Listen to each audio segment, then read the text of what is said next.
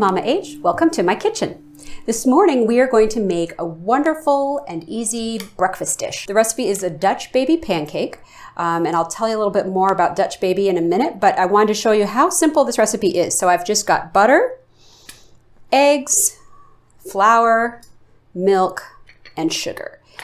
And this recipe is something that I learned in 8th grade in a home ec class that I took in junior high, and my home ec teacher, Mrs. Krause, inspired me and taught me so much about cooking. I had been a helper in the kitchen as a kid with my grandmother and my mother, but I think that when I hit 8th grade and I was in Mrs.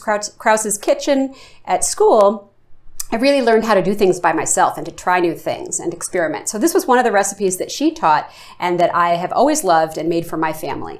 And it kind of just is, again, easy, yet it feels kind of fancy for a weekend breakfast. The first thing we're going to do is we're going to take our butter and we are going to melt it in a frying pan that's oven safe in a preheated oven. My oven is currently preheated to 425 degrees. I've got half a stick of butter here, which is 4 tablespoons, and I'm going to just drop it right into the frying pan and pop that in the oven. Pop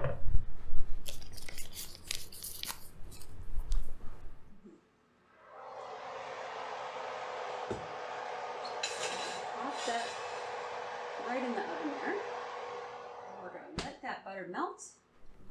Now we're going to start bringing out our blender, and this is going to be the trick to getting a Dutch baby pancake that is going to rise. So basically what we're going to do is make a pancake batter in the blender, pour it into the melted butter in the hot pan, and then it's going to rise up and you'll see what happens. So the first thing we're going to do is we're going to put 4 eggs into the blender.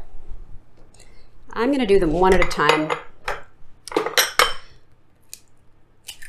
I like to crack them in a bowl first just to make sure that I don't get any shells.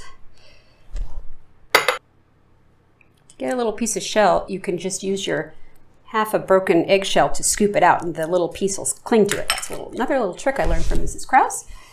All right, so we've got 4 eggs and no shells in our blender.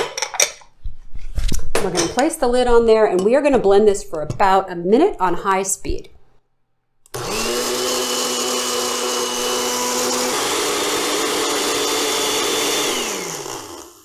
Okay, so those eggs have been in the blender for a minute on high speed. The next thing I'm going to do is I'm going to add a cup of milk. I like to use ultra pasteurized milk. It also happens to be lactose free and it'll last in your fridge a lot longer than other milk, but you can use whatever milk you prefer. Most blenders have a little lid that opens up, a little cap on the top of the lid that opens up, and so I'm going to start the blender on a slightly lower speed and I'm going to just slowly turn it on and pour my milk in so it'll incorporate slowly with the eggs.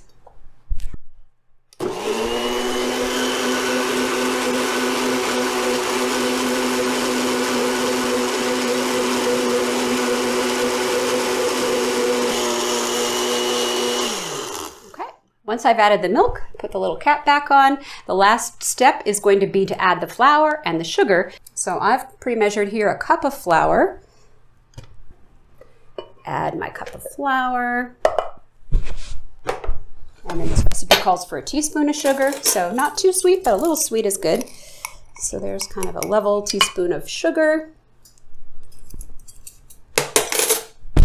And now I'm going to put the lid back on and I'm going to blend it for 45 more seconds.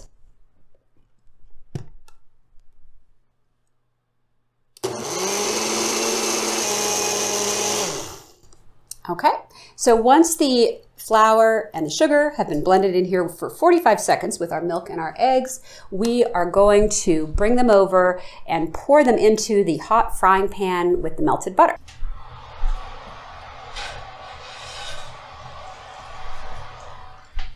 So now if you take a look at our frying pan, you can see that the butter is melted and it started to make some little brown bits, which is just fine. You don't want it to burn in there, but a little bit of brown is not a bad thing. And then we are taking our mixture that we did in the blender and we're going to pour it right in here. And I'm just going to pour that right in there. So remember that the frying pan handle is hot, so make sure you're using an oven mitt when you handle this because it's been in the oven already. And we've got the batter for the pancake poured into our frying pan. And we're gonna pop that into the oven and see the Dutch baby magic happen. One of the things I love about this recipe is that it can go with sweet or savory. So I like sweet, so I will tend to serve it with powdered sugar and some fresh fruit, but you can serve it a lot of different ways. So I'm gonna pop this into the oven.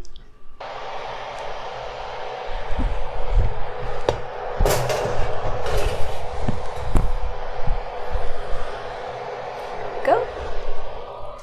And I'm going to set my timer for 15 minutes just so that I can watch and make sure that it doesn't get overcooked.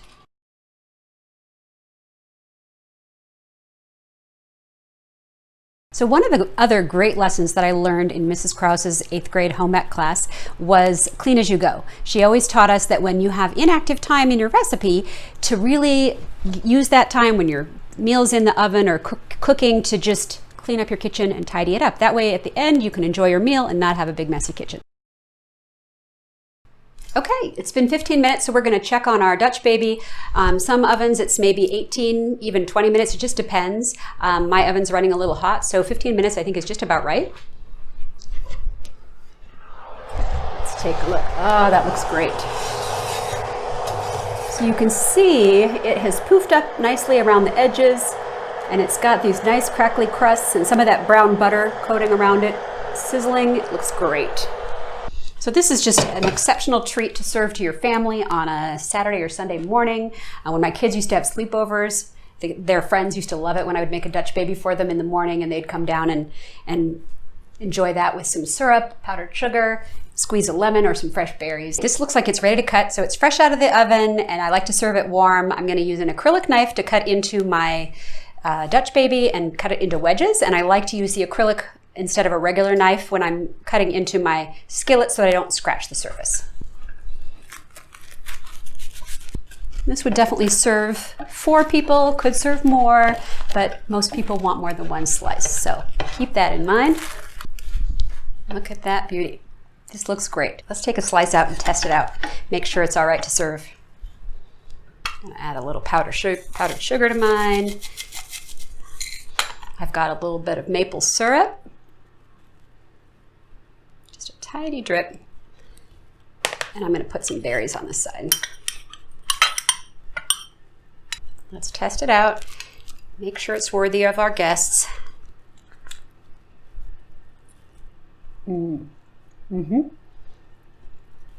Perfect. The outside has that buttery, crispy crust. The inside's just soft and fluffy. And it's just a perfect way to start my weekend morning. Thank you for joining me in Mama H's Kitchen. I hope you'll try this recipe and enjoy it in your home.